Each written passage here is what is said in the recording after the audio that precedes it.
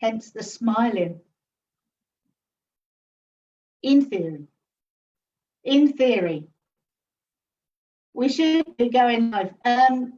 Neil, can you do the honours with the recording? Excellent.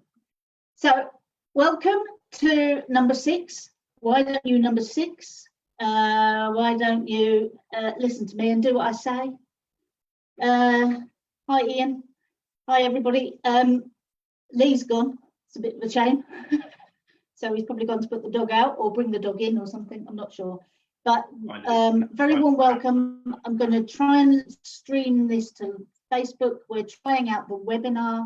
Thank you to Simon J. I didn't ask his permission but he contacted me and said, why don't you think about having a webinar? Because it does seem to be more like what we want from these interactions. So I'm going to try the webinar. I'm going to try and get more people to attend. But seeing as I've only just signed up for the webinar option, I am kind of just going with the flow. I have not planned or rehearsed. The first time any of us have seen what a webinar is what we've just done now. So welcome. We're going to get started. The topic is to do with how I was trained, and probably a lot of you, how we're all trained to be instructors in the first place. Those of us trained a long time ago. Those of us training now with the modern kinds of training, obviously the client-centered approach is much more geared up for individual learning. But what I remember from the past is where I would just be sitting in the car saying to them, I've already told you this. I've told you I don't know how many times. For example, I've told you to do your mirrors. How many times have I got to tell you to do your mirrors? What have I got to say to you to get you to do your mirrors on your own? And it was on and on and on. The repetition there, the repetition with the maneuvers, it was over and over and over. And it's, why don't you do what I tell you? Why don't you do what I say? And how many times I'm going to have to repeat it?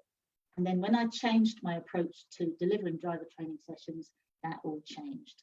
And that's what I was hoping you guys were going to bring out. But it's also what you've been thinking about in the meantime, because I know you all plan. Don't leave it to me to work out how this is going to go.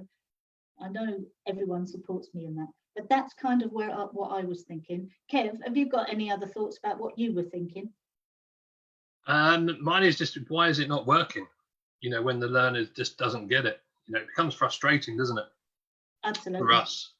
But also from the learner's point of view as well, why they become frustrated with learning to drive. So it could be the way we're teaching, it could be why they're not learning. So it's a two-way thing, I think this is as well. Yeah, thanks, Kev. Sammy? Yeah, my thoughts are is when you tell somebody to do anything, you're taking away all of their freedom of thought, their instincts, their natural instincts. And by telling them what to do, you're kind of turning them into a robot. So you know, we don't want robots driving around, do we?